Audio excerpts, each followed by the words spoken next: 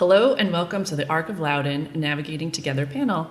Thank you so much for joining us today. I am Robin McLaughlin, the Chief Development Officer here at the Arc of Loudoun. I'm joined by my wonderful colleagues, Suhad Abdallah, the principal of the Aurora School, Rena Bates, the director at the Open Door Learning Center Preschool, and Jennifer Burto, the clinical director at Aurora Behavior Clinic. Today, we're going to share some valuable tips, insights to support our students, clients, and families with disabilities. Together, we'll explore common challenges, practical solutions, and how the Arc of Loudoun's programs provide a lifetime of opportunities for people with disabilities. Thank you so much for joining us today on Giving Tuesday, one of a global giving day that just empowers so many people to support organizations that they love. We really hope that you will support the Arc of Loudoun today on this Giving Tuesday. We do have a $3,000 match today. Also, all of your donations up to $3,000 will be matched today. So get your donations in, go to www.thearcofloudoun.org/donate and donate today. And thank you so much for all of your support. So let's get right into it, and then I'll introduce our panel. Thank you, Robin. I'm the principal of the Aurora School. As you've mentioned, my role is very similar to what you would expect in a public school. It does have the added difference that we serve students with disabilities. So we have the Virginia Department of Education licensing our facility, in addition to VASIF as well, an independent accreditation committee that accredited our school a year ago. As we mentioned, we serve students with disabilities from 5 to 22. Most of them have developmental disabilities, especially autism. Wonderful, thank you. And Jennifer, can you please provide a brief overview of your role at the Aurora Behavior Clinic?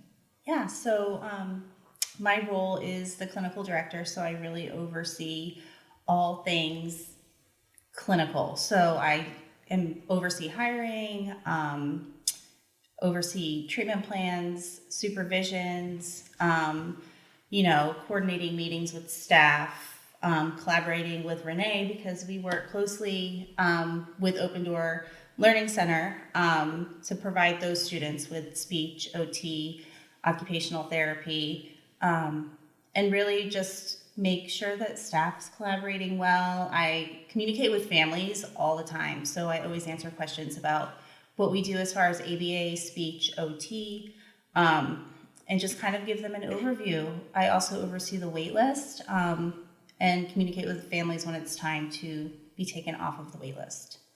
Wonderful. Rena, can you please provide sort of an overview of Open Door Learning Center Preschool? Yes, thanks. I provide staff and student supervision, classroom support, student programming, and I maintain compliance with BDOE. Awesome, thank you. Wonderful, thank you all so much. Now let's get into some common challenges people with disabilities and their families face. Rena, if you can start, can you share some of those common challenges your students and families face at Yes. Open Door Learning Center? For the students, it's communication difficulties. The kids being able to express their needs and wants is very difficult, especially expressing it appropriately. Therefore, the families feel stressed, frustrated. They have actually been to other schools and their kids are kicked out. So they're looking for placement that their child is accepted. Yeah, it's important, yeah. Suhad, can you share some of those common challenges you see at the Aurora School? It does mirror the challenges that the students at ODLC face, especially communication. It has, when the communication is affected, then you can expect problem behavior to be significant, especially when they are unable to share their wants and needs, like Rena mentioned. Communication is a huge area. Also, because our students are older, the challenges and deficits in independent living skills is that more obvious. Therefore, there's an added stress on the parents to take care of that child to get what you would expect from a typical student at their age to do for themselves. That can extend into toileting, feeding themselves, being able to get ready in the morning can be that challenging for the parents. And so for us, we make sure that We share what works at school in the hopes that the parents would be able to implement something similar at home. And so some collaboration happens with the in-home team as well, if applicable. Wonderful. Yeah. Jennifer, can you share some of the challenges you see at the Aurora Behavior Clinic? Sure. I would say a lot of the common challenges, as Suhad and Renee both said, is communication. So I feel like communication is so important. And a lot of times a child could be engaging in behaviors because they don't have means to communicate effectively. So, we support caregivers at the clinic and help with caregiver trainings and things like that so they can implement things that we work on in the clinic. Other challenges are parents often ask me what's going to happen when I can no longer take care of my child. They don't want to put them in an inpatient facility, so really trying to work with them to understand what we do as far as producing behavior change outcomes and things like that. And then I think really getting caregivers to buy into ABA is super important, and it can be challenging because everyone's busy, and it's hard to really implement what we're working on in the clinic setting. So I feel like getting caregivers on board to really follow through and stay consistent, because ABA works, speech and OT definitely work and produce lasting outcomes, but it takes a team. So I think communication and consistency are huge. Yeah. Yeah. And I think what we have here is a team. Yeah. Being able to support lots of students. All right. So now that we've talked about some of the challenges, let's get into some of the practical solutions, some advice that you share. So Suhad, if you could start with some of that practical solutions you and your team share with the Aurora School. Definitely the hugest area is to seek the resources in your community.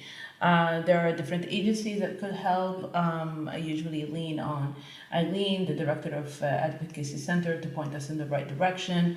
But also the public school that serves your student should be able to redirect you to the community support that is there.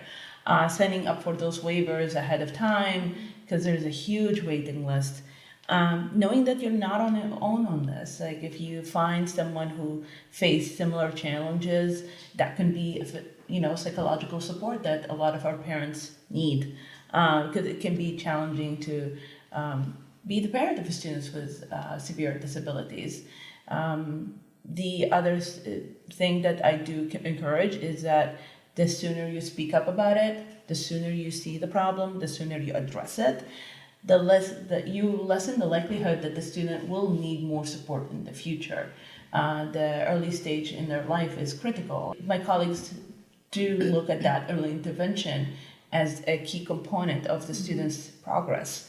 Once they come to the Aurora School, some of them come to us when they're 16 years old, and you have to think 16 years old mean they only have 6 years left in the system where they can go to school every day. So it's never too early to think about what's going to happen when the bus stops coming. Yeah. Yeah. All right, Renee, what are some of those practical solutions you're sharing with students and especially families at Open Door? Yeah. Our teachers are trained in the theories of the ABA to increase the behaviors that you would like to see in a child and to decrease the behaviors that are harmful to the child or that interferes with their learning. Mm-hmm. So we use we use reinforcement and consistency to shape those behaviors. Mm-hmm. So that's basically what we do every single day. Yeah. And you have to. You have to do it every day with students with disabilities, something that a typical student can learn in a day or two. With a student with disabilities, just a one time is not going to be enough. Sometimes we have to introduce something for 30 days in a row, same way in 3 different environments to make sure that the student gains the skill. And after that, you have to think about maintenance. So that is something that we stress for our parents in the Aurora School. Yeah, no, it's huge. And anything you want to share about the parents that you're able to support as well? We try to make sure the parents understand what it is that we do and ask them if they could implement some of these same things that we're doing at school if they would do it at home too, because it only helps the child to learn, to get used to this is the way we're going to approach this, and it seems to have a greater outcome. Yeah, having a team. Yes. Yeah. It's good. All right. So Jennifer, what are some of those practical solutions? I'm sure you have many for our behavior clinic that you guys use.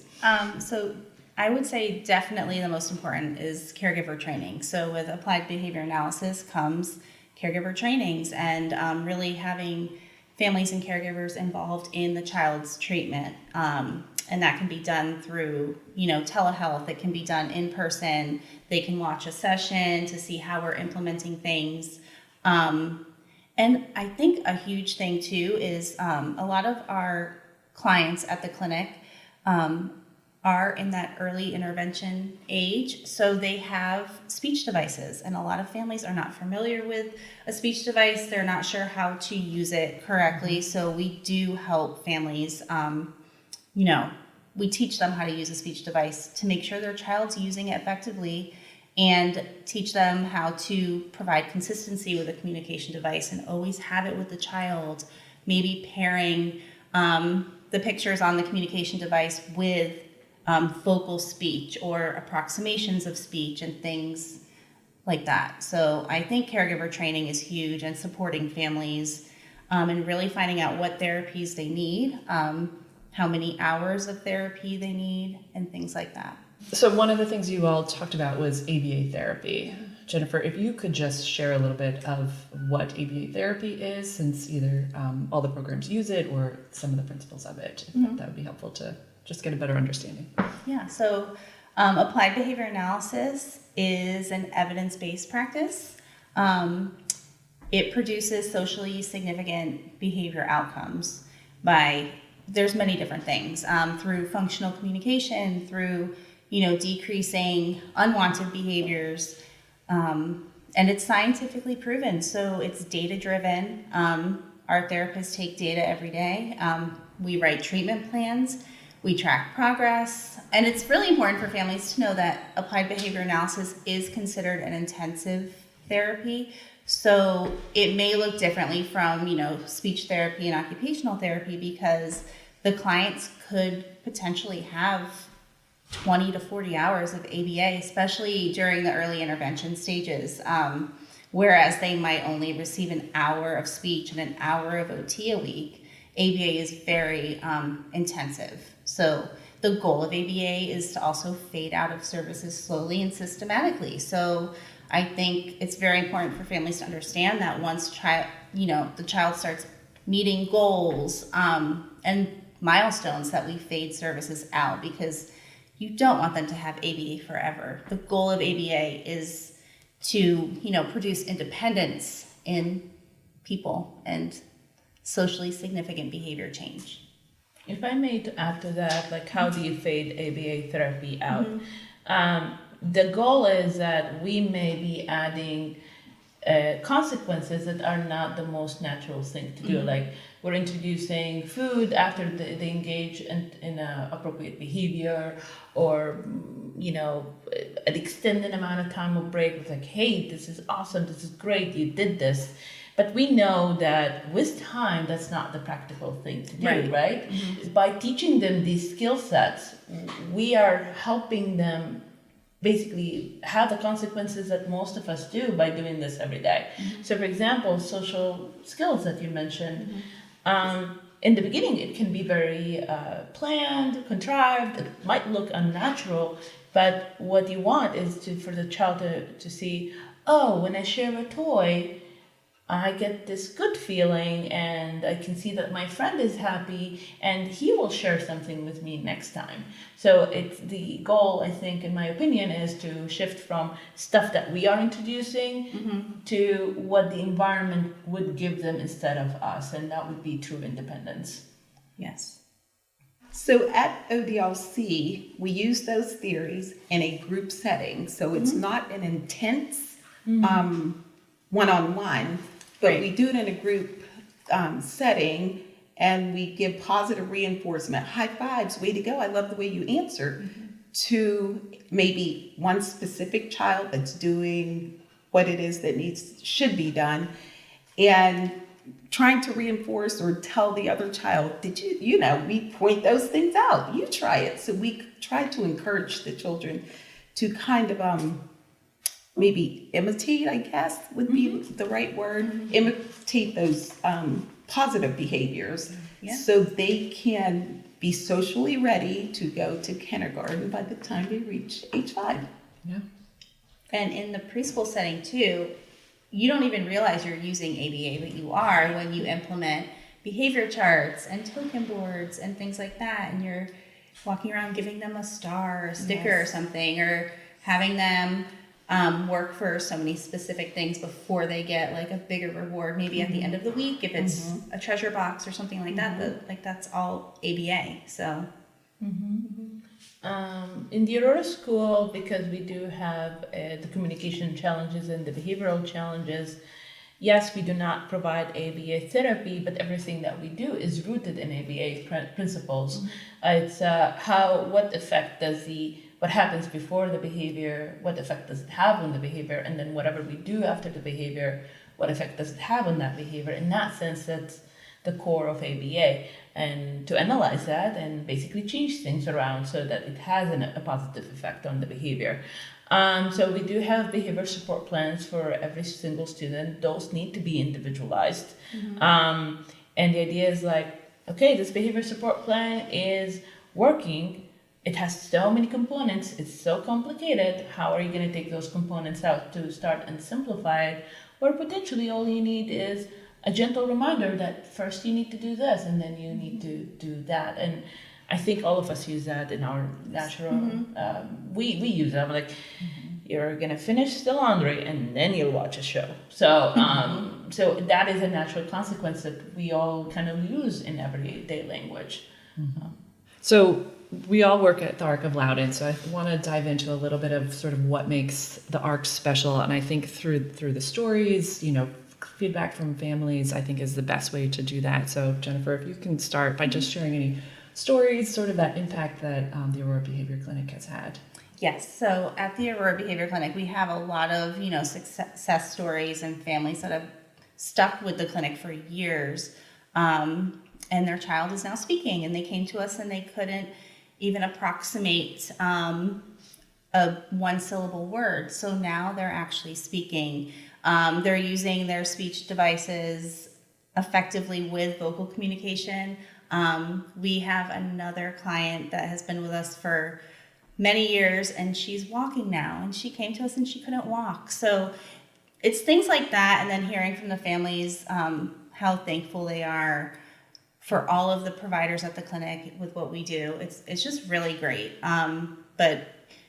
And I always tell families, please stick with the therapy, because it's not going to happen overnight. And it's something that takes time, but with time, we can definitely produce, effective communication goals for all of our clients.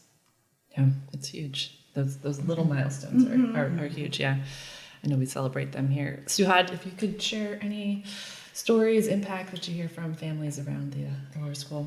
I think that parent feedback is what gives life to us. When we hear from them, I can see what you see at school. I can see it at home now is huge. It shows generalization. It shows that we taught the skill. Some of the stories are similar to what Jennifer is talking about. Some of our students come to us, and you have the benefit that they're young, but they come to us when they're 14, for example, and with no repertoire of a speaker or listener. And that can be a huge challenge because, it kind of, you have to think about the acquisition rate. And I can think of a couple, at least 5 students who came to us with no way to communicate with us. And we established the speaker, a device, an AAC device. And at this point, they are able to share more than just their wants and desires. They're making comments about their environment, and that is absolutely huge, especially when the parents see the same thing. We actually have a student who is similar to Jennifer's as well, who started with us, and the first day she was in a wheelchair. And we're like, we didn't see a physical disability. It's like, no, it's a behavioral. And about 3 months later, the student is walking into the school, and we're always saying her full name, and she just raises her head, and it's like, yes, I'm here, and I walked in on my own. So seeing the student being proud of their own achievements is great. And another story that comes to mind is, speaking of communication, one of the parents was very thankful that we taught the student how to say I love you in a meaningful way, using sign language. And listen, my staff, when they get I love you from that student, they know they're in. So it's huge for them too. It's a huge reinforcer. We love our students. I think that makes us unique. That we're consistent makes us unique, and that we have a great relationship with the parents also really is a cornerstone of what we do at the Aurora School. Yeah, it's huge, and it shows. Yeah. So Renee, what about for Open Door Learning Center? What do you hear from parents? I hear a lot. Just like their stories. So it is important to have children in the school that are neurotypical alongside of children that might have autism or whatever their ability is, because they do model the behaviors, a lot of the behaviors that we want to see. The families do talk about, oh, I love the way my child has changed. So now I'm getting off course, but we just had a child that came, and within one day, the very next day, I actually had a parent on the phone that said, what happened at ODLC? They could see in one day the change of a child, that the toys brought on this big behavior at home every day, that it didn't turn out that way the very next day. I was like, wow. I mean, I wasn't expecting such a fast reaction, but I was really pleased that, okay, what we are doing makes the difference in the lives of the kids and the families. That lightens the load on the family a lot whenever they don't have to be stressed out because their child was having a behavior for something that we would think it's just a toy, but to them that's important. So just how to behave appropriately is key. It's key in their lives. I think of a child, it was a little girl that came. She was there for 2 years. When she came, she had very limited speech. She stayed 2 years, and by the time she finished, she was speaking fluently. Huge thing to see. And it's because of what we do. What we do makes a difference in the lives of the children, but it makes a difference in the lives of the parents, because the frustration that they're feeling and all of those things, it's like a load lifted, because they're able to understand their child. They can see the growth in their child. They can see their child thrive in areas that they didn't know what was going to happen with their child. So what we do here makes the difference in the lives of so many. Yeah, it's huge. Before we close, you guys have anything else you want to share that you didn't get to? I think it shows in everything that we're saying that we love working with these children. I think that it is a path that we chose. I couldn't have it any other way. And that it does take a team. We mentioned that throughout. You don't have to be on your own in this. Just find your village. It will take that much to help the student succeed. And some days will be more difficult, guaranteed. But remembering where the student was 6 months ago will remind you of why you're doing what you're doing. Because you can't compare a student to yesterday. You have to look at how far they've come. And that will help you through those difficult days, in my opinion. I think really communicating with families and getting that early intervention. So that could be obtaining a diagnosis very young, I think is super important. And just having families understand what applied behavior analysis can do for their child, what speech therapy, occupational therapy, and then combined, it can really make significant changes in the child's life. But like I said, I think it's so important to get an early diagnosis so you can start working with the child at a very young age, because then they have a better success rate later on in life. You took the words right out of my mouth. I was just going to talk about the early intervention and how it makes a difference. The earlier you can start approaching the issues that the child has, the better the success rate.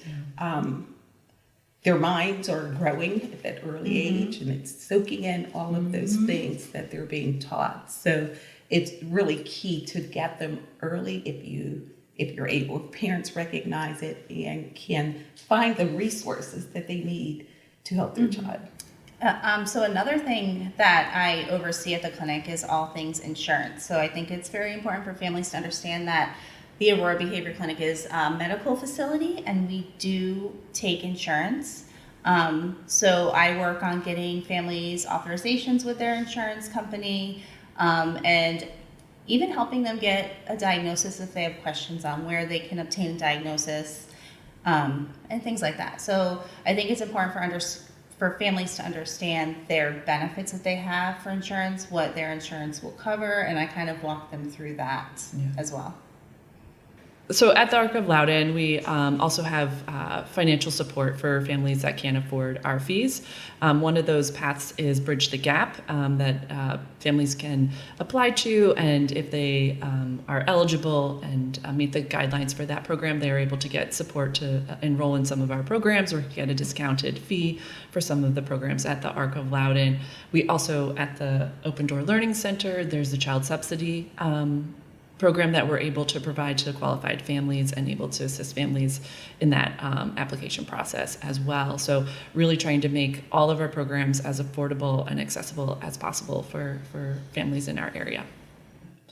Well, thank you all so much. I appreciate your time, the wisdom you share today, all the impact that you have at the ARC of Loudoun. I think one of the themes today was on communication, whether it's a challenge, and also things that are successes too for students. So I think you all did this as well, but encourage families to communicate to us. You know, if you're struggling, if you know someone, reach out to us. We're here to help you guide to the community resources, to any of our programs. You know now, Jennifer, Renee, and Suhad. So they are great resources to figure out that journey ahead. So feel free to reach out to us. Our website is www.thearcofloudoun.org. info@thearcofloudoun.org is our email address, or you can give us a call at 703-777-1939. And so we would love to hear from you and how we could support you. But thank you so much.